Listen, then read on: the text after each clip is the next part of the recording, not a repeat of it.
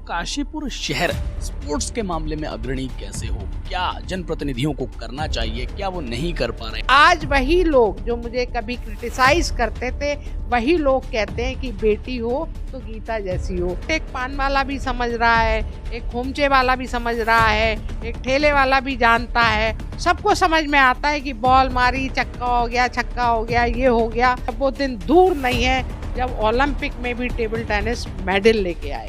कुछ और से भी और करना चाहते हैं। देखिए, जब मैंने खेलना शुरू किया उस जमाने में घर से बाहर निकलना मना था लड़कियों का। मैं बारंबार धन्यवाद देती हूँ दीपक वाली जी को, जिनका इतना डायनेमिक, तो इसलिए काशीपुर में गीता का हृदय बसता है कि भाई खेलना है तो नौकरी के लिए खेलना है। इस पर आप क्या कहते हैं? नमस्कार दोस्तों, मैं आपका अपना हिमांशु ठाकुर और आप देख रहे हैं आपका अपना चैनल यूटी न्यूज नेटवर्क। दोस्तों, आज मैं आपको मिलाने जा रहा हूं काशीपुर की बेटी गीता टंडन कपूर से, जो कि काशीपुर की बेटी हैं, आयकर अधिकारी हैं और इंटरनेशनल टेबल टेनिस वेटरन की प्लेयर हैं और साथ ही साथ हमारे देश के लिए अनेकों बार मेडल्स भी ला चुकी हैं। साथ ही साथ UP table tennis women commission की चेयरमैन हैं और आज हमारे साथ हैं। इनसे बातचीत और संवाद करेंगे खेलों को लेकर के, खेलों के विकास को लेकर के, महिला सशक्तिकरण को लेकर के और भी कई सारे ऐसे विषय जिन पर मैं और आप बातचीत करना चाहेंगे। तो आइए बातचीत का सिलसिला शुरू करेंगे। दीदी, स्वागत है, कैसे हैं? नमस्कार Himanshu, thank you so much. आपने मुझे इसके लिए चुना क्योंकि आपकी प्रशंसा जग जाहिर है और मैं अपने को सौभाग्यशाली मानती हूँ कि यूटी में मैं अपना इंटरव्यू, अपना साक्षात्कार आपको दे रही हूँ। आपके लिए नव वर्ष बहुत बहुत मंगलमय हो। आप खूब तरक्की करें, खूब सुखी रहे, ऐसी मेरी कामना है। दीदी, काशीपुर शहर में जो आपसे जुड़े लोग हैं या फिर जो आपके एज ग्रुप के हैं, मुझे लगता है कि 100% आपको जानते होंगे, लेकिन आज का ये इंटरव्यू स्पेशली उन लोगों के लिए है जो आपको नहीं जानते। तो जरा अपने बारे में उनको विस्तार से बताइए कि आखिर कौन है गीता टंडन कपूर। मैं इस समय एट प्रेजेंट अपने देश के लिए वेटरन इवेंट में खेल रही हूँ, टेबल टेनिस में। इससे पहले मैं आयकर अधिकारी हूँ और यूपी वुमेन कमीशन की चेयरमैन हूँ अपनी एसोसिएशन यूपी टेबल टेनिस में। और काशीपुर मेरा यहाँ पर हृदय बसता है और मुझे लगता है कि मेरे भाई जो पंकज टंडन हैं, आज की पीढ़ी ये तो जानती ही है कि मैं पंकज टंडन की बहन हूँ और मेरे लिए बड़े गर्व की बात है। जो लोग पुराने हैं वो जानते हैं मेरे पिता को कि मैं राजनारायण टंडन जी की पुत्री हूँ। और काशीपुर एक ऐसा शहर है जहाँ बड़े सुंदर लोग निवास करते हैं और जिनसे मुझे बड़ा प्यार मिला है। और ख़ास तौर से मैं नाम लेना चाहूँगी अपने अंकल का, सत्येंद्र चंद गुड़िया जी का, जिन्होंने हमेशा मुझे बहुत आगे बढ़ाया। और आज भी देखिए, दीपिका गुड़िया जी ने, जब कमेटी है नारायण दत्त तिवारी अवार्ड मिलना था, तो दीपिका जी ने कमेटी में जब प्रस्ताव रखा तो हर इंसान ने करतल ध्वनि से स्वागत किया और मुझे प्रथम नारायण दत्त तिवारी अवार्ड से नवाजा। तो मैं इतनी भाग्यशाली हूँ हिमांशु जी कि यहाँ के लोग, आज मैं कानपुर में हूँ, कानपुर में रह रही हूँ पिछले 36 सालों से, लेकिन काशीपुर के लोग आज भी मुझे वैसा ही प्यार करते हैं जैसा बचपन में करते थे। और यहाँ से मुझे कुछ भी मिलता है, कोई भी अवार्ड मिलता है, कोई भी इंकरेजमेंट मिलता है, तो यकीन मानिए वो मेरे लिए ओलंपिक से भी बड़ा होता है। इसको आप भावनात्मक रूप से भी कह सकते हैं, एक मैं इमोशनल हूँ उस रूप से भी देख सकते हैं। तो इसलिए काशीपुर में गीता का हृदय बसता है। अभी के समय में हमारे देश में टेबल टेनिस का सूरत हाल, वाकई असल जो सूरत हाल है वो क्या चल रहा है, क्या देखते हैं? ये बहुत सुंदर चल रहा है और मैं इसका बहुत सारा क्रेडिट अपने प्रधानमंत्री जी को दूंगी, नरेंद्र मोदी जी को, जिन्होंने स्पोर्ट्स को एक नई दिशा प्रदान करी है। आज हम लोग देखिए वर्ल्ड में मेडल आ रहे हैं, अंतर्राष्ट्रीय पटल पर मेडल्स आ रहे हैं, कोई भी गेम देखिए, क्योंकि उसका सबसे बड़ा कारण होता है इनकरेजमेंट।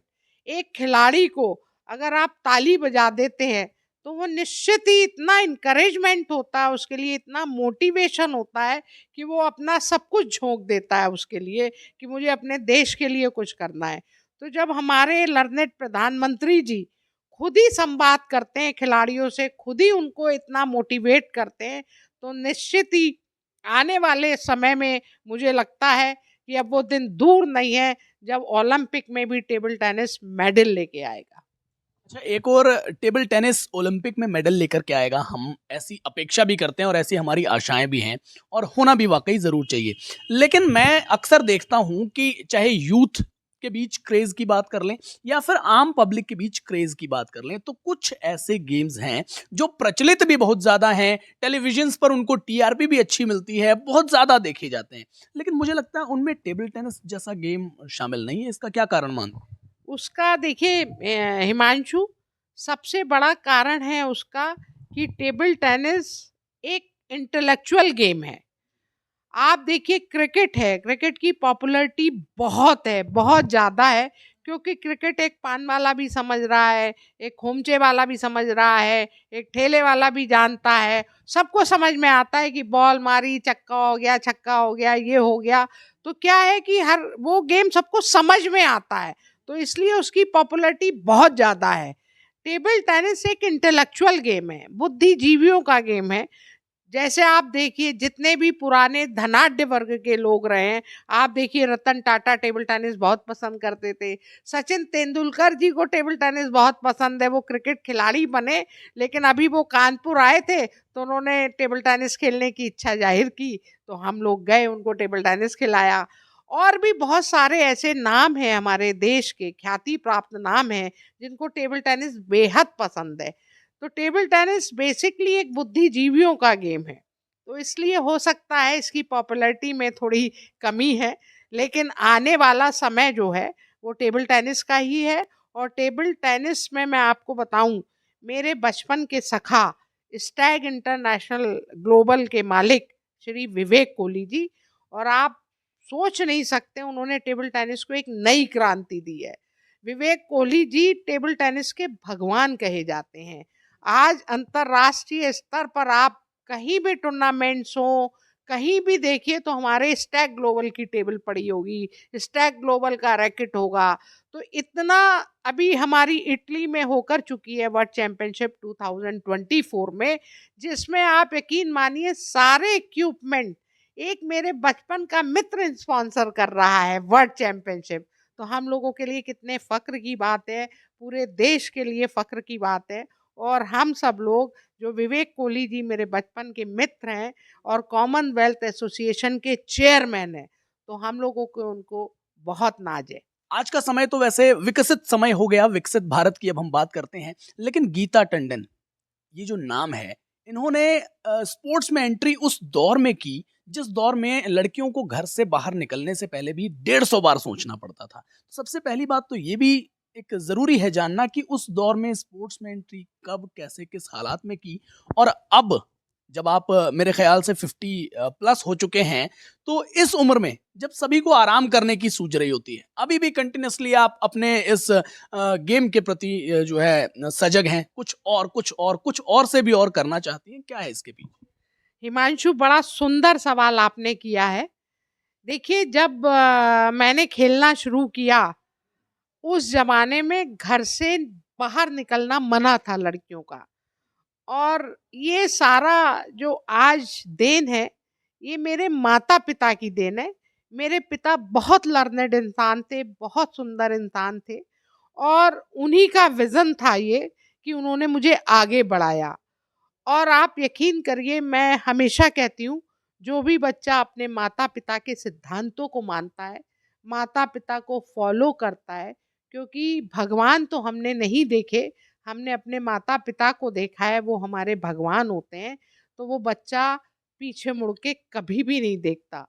तो उस ज़माने में जब मेरे पिता ने मुझे आगे बढ़ाया, मेरे भाई पंकज टंडन जी ने उसमें बड़ा सहयोग किया कि नहीं पापा, गुड़िया को आगे बढ़ाइए, वो इतना अच्छा खेलती है।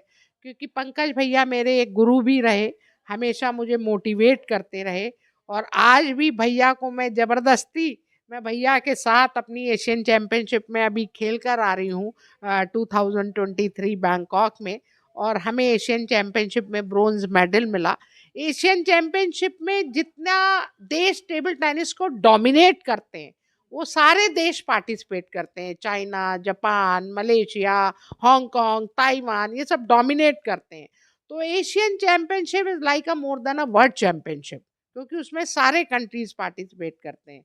तो उसमें हम अपने देश के लिए ब्रोंज मेडल लेकर आए, और जिसको मैंने डेडिकेट किया अपने काशीपुर के लोगों के लिए।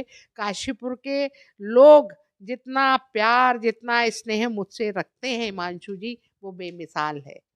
काशीपुर को लेकर के आपका प्रेम जो है वो भी जग जाहिर है, और काशीपुर की जनता का स्नेह आपके प्रति जो है वो भी जग जाहिर है। अब सिर्फ काशीपुर की ही मैं बात अगर करूं, तो काशीपुर शहर स्पोर्ट्स के मामले में अग्रणी कैसे हो? क्या जनप्रतिनिधियों को करना चाहिए? क्या वो नहीं कर पा रहे? कैसे बेड़ा पार हो सकता है? मैं सोचती हूँ कि हमारे जो बहुत डायनेमिक, बहुत अच्छे इंसान, हमारे उत्तराखंड के मुख्यमंत्री यशस्वी श्री पुष्कर सिंह धामी जी जितना अच्छा कर रहे हैं, और अभी तो आपके यहाँ नेशनल गेम्स चल रहे हैं, क्योंकि हम लोगों को लगता है कि स्पोर्ट्स एक ऐसा फील्ड है, एक ऐसा मंच मिलता है स्पोर्ट्स से, जिससे आप ऑल ओवर वर्ल्ड में कनेक्टेड हो सकते हैं। अगर आप में मादा है तो, अगर आप में वो जुनून है तो। और आप देखिए, मैं सोचती हूँ अभी मेरे छोटे भाई श्री दीपक वाली जी जो मेयर बने हैं, उनके अंदर बहुत जुनून है। अभी वो कल मेरे घर पे आए हुए थे, तो स्पोर्ट्स को लेकर वो मुझसे कह रहे थे कि दीदी बताइए मैं काशीपुर में क्या कर सकता हूँ। तो मुझे बड़ा अच्छा लगा कि उनकी इतनी सुंदर सोच है कि वो एक नगर पालिका के चेयरमैन हैं, और वो स्पोर्ट्स के लिए भी सोच रहे हैं। तो मैं सोचती हूँ, मैं बारंबार धन्यवाद देती हूँ दीपक वाली जी को, जिनका इतना डायनेमिक, और वो तो मुझे लगता है कि कई आईएमए में लेक्चर कर चुके हैं, और मैं उनको इस चीज़ के लिए बधाई देती हूँ। अगर वो स्पोर्ट्स के लिए सोच रहे हैं, तो निश्चित ही काशीपुर का नाम भी अंतर्राष्ट्रीय पटल पर छा जाएगा। किसी भी छोटे शहर की बात कर ली जाए, तो जो आम मिडिल क्लास या लोअर मिडिल क्लास फैमिली से उठने वाले बच्चे हैं, उनका सबसे पहला टारगेट यही होता है, या फिर उनके परिवार का भी, कि कैसे भी करके पढ़ लिख के एक छोटी मोटी नौकरी लग जाए, जीवन सेट हो जाए। ऐसे में चाहे हम स्पोर्ट्स की बात कर लें, सिंगिंग की बात कर लें, बॉलीवुड हॉलीवुड एक्टिंग की बात कर लें, मॉडलिंग की बात कर लें, ये कुछ फील्ड्स ऐसे हैं जिन्हें सबसे ज्यादा कॉम्प्लिकेटेड माना जाता है। ना इसमें कोई जॉब गारंटी है, ना इसमें कोई करियर की गारंटी है, ना इसमें ऐसा कुछ अश्योरेंस मिलता है कि हाँ आप इतनी मेहनत कर लेंगे तो इतनी मेहनत का आपको इतना फल मिल ही जाएगा। हिमांशु, फिर बहुत अच्छा सवाल आपने मुझसे किया है, और मैं आपको बताऊं कि आप जर्नलिज्म के क्षेत्र में हैं। आपके सवाल, आपकी लेखनी, आपका जुनून है, तभी आप मुझसे इतने सुंदर सुंदर सवाल कर रहे हैं। क्योंकि इंटरव्यूज तो मैंने बहुत दिए हैं, लेकिन जो सवाल आप मुझसे पूछ रहे हैं, आपका भविष्य बहुत उज्जवल है, आप बहुत आगे जाएंगे। और इसका जवाब मैं आपको ये देती हूँ कि कोई भी बच्चा, कोई भी पर्सन, कोई भी ह्यूमन अगर पॉजिटिव मानसिकता से आगे बढ़ता है, क्योंकि मैं कक्षा 6 में पढ़ती थी हिमांशु, मेरे फादर मुझे पढ़ाते थे, तो वो स्लेट पे एक लाइन खींच के उन्होंने मुझे दिखाई, और ये मुझे उन्होंने कहा कि गुड़िया, लाइफ में अपनी लाइन बड़ी करना। जब हम अपनी लाइन बड़ी करते हैं ना, यहाँ क्या होता है, प्राय जनरली लोग निगेटिव मानसिकता का शिकार हो जाते हैं, जिसके कारण वो आपकी लाइन छोटी करने में जीवन गुजार देते हैं। जब आप अपनी पॉजिटिव कि ये मेरा गोल है और मुझे ऐसे अचीव करना है, ऐसा नहीं है जब मेरे पिता ने बाहर मुझे निकाला तो उन्होंने सुना नहीं होगा हिमांशु, रिश्तेदारों की भी सुनी, दोस्तों की भी सुनी कि लड़की है कहाँ भेज रहे हो, बहुत कुछ सुना उन्होंने। लेकिन जब उन्होंने इस चीज़ की परवाह ही नहीं करी, उन्हें अपने बच्चे पे विश्वास था, तो वो जब मैं अचीवर बनी, तो आज वही लोग जो मुझे कभी क्रिटिसाइज करते थे, वही लोग कहते हैं कि बेटी हो तो गीता जैसी हो। तो वो मेरा एक जुनून था। उस जुनून में सबसे ज़्यादा रोल मेरे माता पिता का था, मेरे भाई बहन का था, कि मैंने उस जुनून को बनाए रखा और आज भी बनाए रखी हूँ। क्योंकि आज मैं चाहती हूँ मेरी आने वाली पीढ़ी जो है वो करे जो हम नहीं कर पाए। और जब वो करके दिखाती है तो हमको बहुत खुशी होती है। और जब आप किसी की खुशी में खुश होते हैं और किसी के दुख में दुखी होते हैं तो ईश्वर आपको वो सब कुछ देता है जिसकी आपने कल्पना नहीं करी होती है। और सबसे बड़ी चीज मैं आपको बता दूं, नो डाउट ब्लेसिंग्स चाहिए, सब बड़ों की, छोटों का प्यार चाहिए, लेकिन उसके साथ साथ अपने अंदर एक जुनून पैदा करिए। जब हम जुनून पैदा करते हैं, ध्यानचंद जी ने लकड़ी से गोल मार दिया था, आपको याद होगा। बहुत सारे ऐसे एग्जाम्पल्स हैं मेरी लाइफ में, खुद के मेरे पास बहुत एग्जाम्पल्स हैं, क्योंकि समय की कमी है हिमांशु जी, आपके पास भी। और ये एक ऐसा डिबेट है जो सालों साल चलता रहेगा और हम लोग बात करते रहेंगे। लेकिन मैं सिर्फ इतना जानती हूँ, आने वाली पीढ़ी को इंस्पायर करने के लिए आज भी हम लोग मेहनत कर रहे हैं कि वो लोग वो अचीव करें जो हम नहीं कर पाए। एक आखिरी सवाल और है दीदी, कि मैंने अभी बीते दिनों में न्यूज में देख रहा था कि कुछ नेशनल खेले हुए खिलाड़ी या फिर उससे भी बड़े पटल पर हमारे देश के लिए खेले हुए खिलाड़ी धरना प्रदर्शन कर रहे थे, बैठे थे, पुलिस उन पर लाठीचार्ज कर रही थी। धरने का विषय क्या था कि हमने राष्ट्रीय स्तर पर खेला, चाहे बॉक्सिंग की, चाहे कोई भी खेल खेला, और उसकी एवज में सरकार से हमें नौकरी चाहिए थी, नौकरी नहीं मिली। अब ये जो आजकल एक नई प्रथा नजर आने लगी है, क्योंकि हाईलाइट अब होती है, होता तो पहले भी था कि भाई खेलना है तो नौकरी के लिए खेलना है, इस पर आप क्या कहते हैं? देखिए, बात आपकी बिल्कुल सही है, लेकिन मुझे ऐसा लगता है जो भी अच्छा और सच्चा खिलाड़ी है वो कभी धरने पे नहीं बैठेगा। और पास्ट में क्या हुआ इसको तो कोई ठीक नहीं कर सकता। एट प्रेजेंट, जैसा मैंने आपको कहा कि माननीय हमारे प्रधानमंत्री नरेंद्र मोदी जी ने जिस तरह से खेलों का विकास किया है, जिस तरह से नौकरियां दी हैं, जिस तरह से इतने हैवी हैवी प्राइज मनी दिए हैं, तो मुझे नहीं लगता आज के टाइम पे किसी भी खिलाड़ी को कोई शिकायत होगी। और इतना अच्छा इस गवर्नमेंट ने किया है कि वो पास्ट को लेकर अगर रो रहे हैं तो उसका तो कुछ नहीं किया जा सकता हिमांशु, की पास्ट में क्या हुआ। हमें ऐसा लगता है कि पास्ट तो एक हमारा बीता हुआ कल था, हमें आने वाला कल सुंदर बना लेना चाहिए। तो कोई भी खिलाड़ी जो सच्चा खिलाड़ी होगा वो धरना प्रदर्शन नहीं करेगा। वो आज जाके अगर अपनी बात रखेंगे, सब लोग जाके किसी भी माध्यम से, अगर वो स्पोर्ट्स मिनिस्टर पास जाएं, स्पोर्ट्स सेक्रेटरी पास जाएं, या किसी भी हमारे जो भी रिप्रेजेंटेटिव है राजनीति में, उनसे मिले, तो मुझे लगता है उनकी समस्या का समाधान निश्चित होगा। तो साथियों, आपने सुना गीता टंडन कपूर जी को, जो कि हमारे देश के लिए अनेकों बार मेडल्स ला चुकी हैं, इंटरनेशनल टेबल टेनिस में वेटरन प्लेयर हैं, और हर एक प्रश्न का इन्होंने बड़ा सटीक उत्तर दिया, बड़ा ठोस जवाब दिया, चाहे वो खेल, खिलाड़ी, नौकरी और नौकरी पेशा से संबंधित हो, चाहे खेलों के विकास को लेकर के बात हो, चाहे खेलों की अलग-अलग खेलों की अलग-अलग स्तर वाली प्रसिद्धि या फिर ख्याति को लेकर के हो। फिलहाल ये इंटरव्यू आप लोगों को कैसा लगा, कमेंट में लिख करके बताएं।